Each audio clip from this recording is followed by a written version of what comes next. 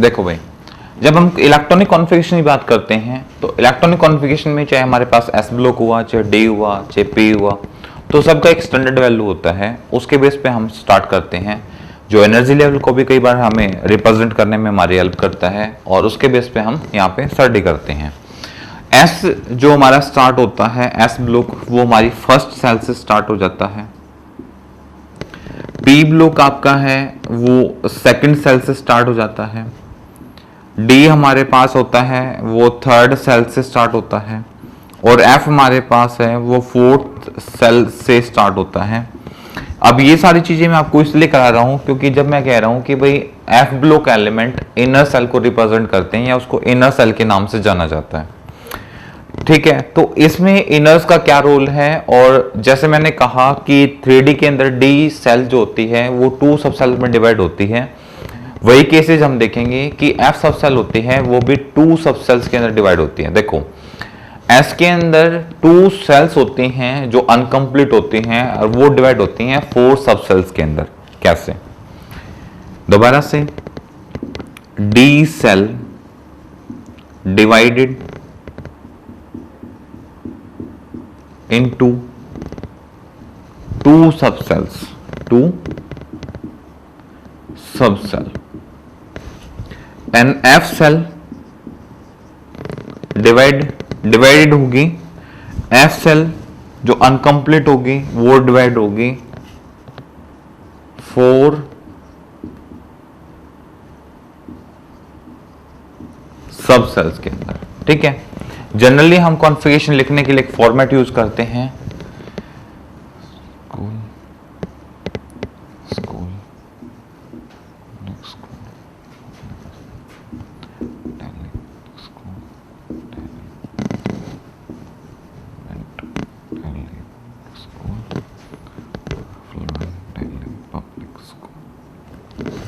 ठीक है भाई। ऐसे हमारा 1 से स्टार्ट हो रहा है, तो ये 1 2 3 4 5 6 7 और 8। फिर हमारा सेकंड से पी स्टार्ट हो रहा है, 2p 3p 4p 5p 6p और 7p। फिर हमारे पास कौन आता है? s हो गया, p हो गया, और उसके बाद d आता है। तो ये क्या हो जाएगा? 3d 4d और 5d और 6d। अब f हमारा यहां से स्टार्ट होता है 4f और 5f, ठीक है। इसका एक ट्रेंड बनाते हैं हम, जिसके बेस पे हम इसको कंप्लीट करेंगे। School, school, public school and public school, Delhi public school और Delhi public school. F for fluent Delhi public school and fluent Delhi public school कि एज ए राइम फॉर्म में हम इसको लर्न करते हैं, जहां पे इलेक्ट्रॉनिक डिस्ट्रीब्यूशन होगा वो इक्वल लेवल पे होगा, उसी की हम यहाँ पे बात कर रहे हैं, ठीक है। अब मैं नंबर ऑफ इलेक्ट्रॉन्स की बात करता हूं कि ये रिप्रेजेंट करेगा नंबर ऑफ सेल्स को। तो इसके अकॉर्डिंग जब बात करते हैं तो एस के अंदर नंबर ऑफ इलेक्ट्रॉन हमने डाल दिए 2, क्योंकि एस के पास नंबर ऑफ इलेक्ट्रॉन्स कितने होंगे? एस के पास 2, पी के अंदर 6, डी के अंदर 10 और एफ के अंदर नंबर ऑफ इलेक्ट्रॉन कितने होते हैं?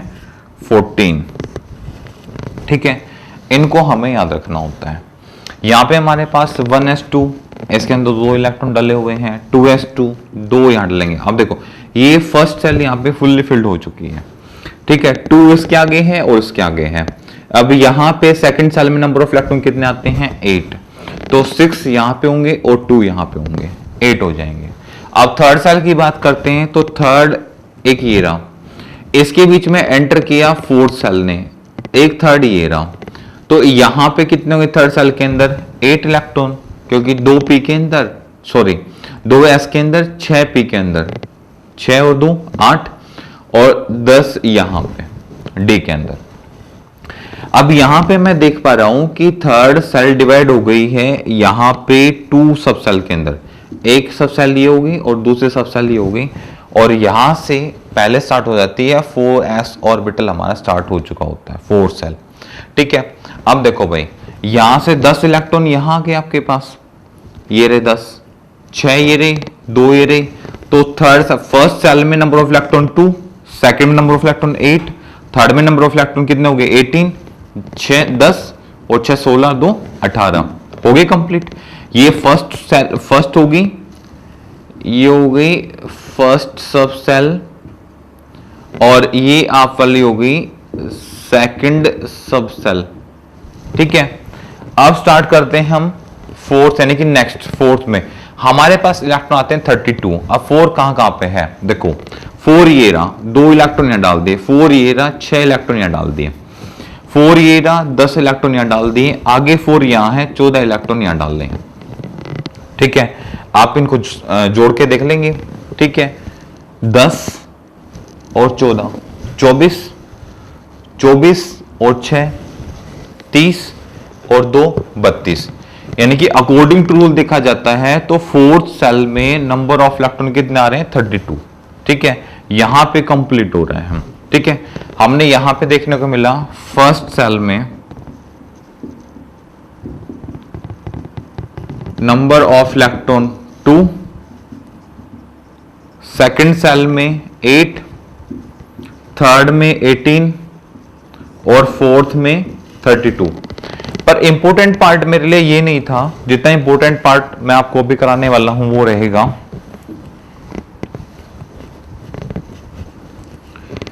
इंपॉर्टेंट पार्ट यहां पे हमारे लिए जो है वो ये है भाई कि फोर्थ सेल का एक पार्ट ये रहा फर्स्ट।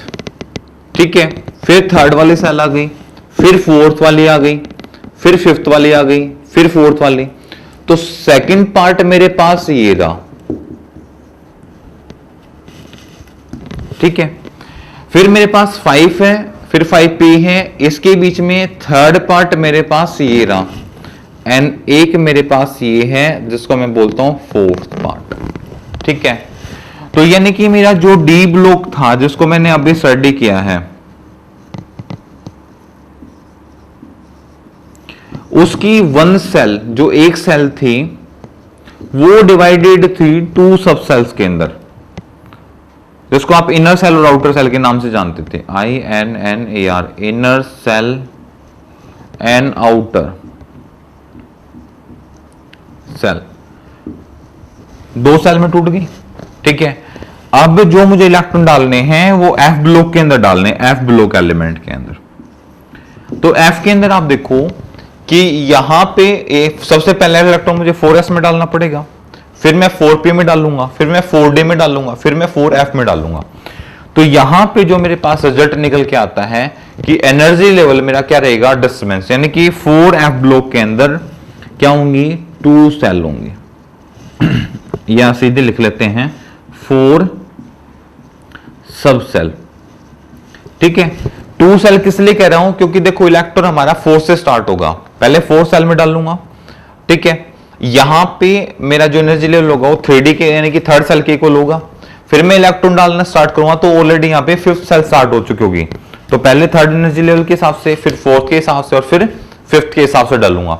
हालांकि वहां पे नंबर ऑफ सेल्स बढ़ जाएंगे 5 तक, 3 से लेकर 5 तक, बट वहां पे इलेक्ट्रॉन जा रहे होंगे एक सेम सेल के अंदर, क्योंकि वो मेरी एक सेल डिवाइड हो चुकी होगी, यहाँ पे 4 सब सेल्स के अंदर डिवाइड मेरी हो चुकी होगी। ठीक है, यहाँ पे 4 सब सेल्स का जो हम यूज करेंगे, 4 सब सेल एक कहां होंगी, जो फर्स्ट पार्ट होगा।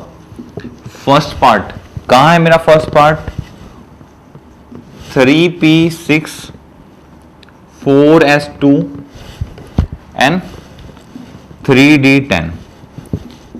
सेकंड पार्ट मेरा कहां है, 3d10 4p6 और 5s2। थर्ड मेरा कहां पे है, 5s2 4d10 और 5p6, एंड लास्ट मेरा कहां है, फोर्थ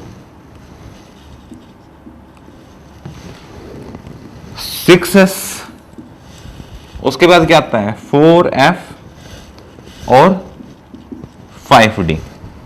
ठीक है, इन 4 हिस्सों में है वो आपकी इलेक्ट्रॉनिक कॉन्फ़िगरेशन क्या हुई है, डिस्टरबेंस है जो कि यहाँ पे एक अलग से अपना नेचर शो करती है और अलग से अपनी प्रॉपर्टीज को शो करती है।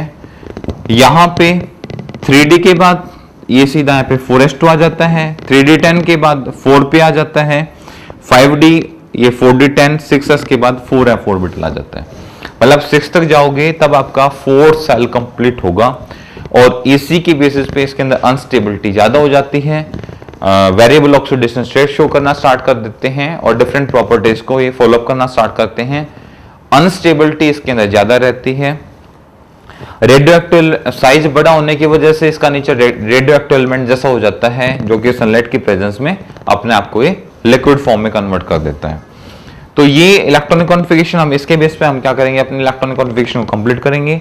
पर यहाँ पे हम दो बातों का ध्यान रखेंगे। पहला कि जब डी ब्लॉक की बात की जाती है तो भैया एक सेल डिवाइड होती है 2 सब सेल्स के अंदर और यहाँ पे 2 सब सेल्स होते हैं जो डिवाइड होती हैं, 2 सेल्स होते हैं जो डिवाइड होती हैं 4 सब सेल्स के अंदर।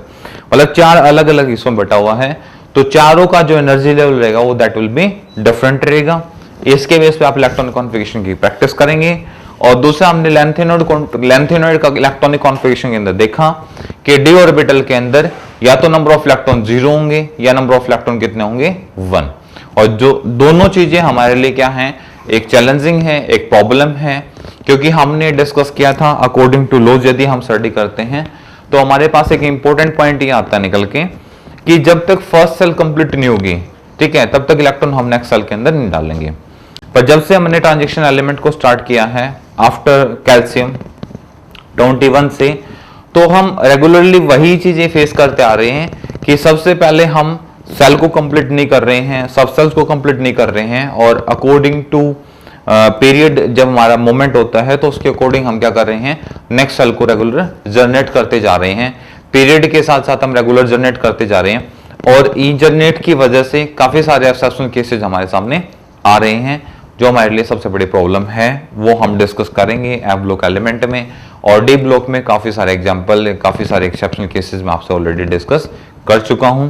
ज्यादा से ज्यादा इसके आप इलेक्ट्रॉन कॉन्फ़िगरेशन प्रैक्टिस करेंगे क्योंकि थोड़े से एटॉमिक नंबर ज्यादा बड़ा होने की वजह से थोड़ी सी लेंथी हो सकती है। ठीक है, नोट करें, फिर क्लास को कंटिन्यू करते हैं।